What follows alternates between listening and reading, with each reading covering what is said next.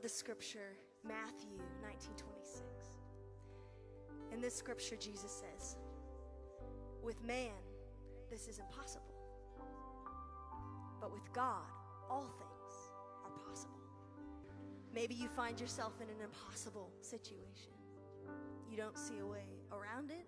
You don't see a way through it. You don't even know if you'll survive it. But I'm here to tell you that God makes impossible things possible. Impossibilities are his specialty.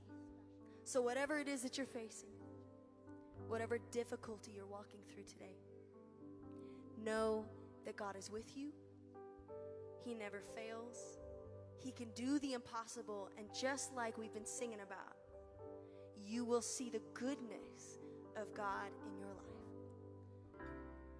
With every breath that I am able, oh, I will sing of the goodness of God.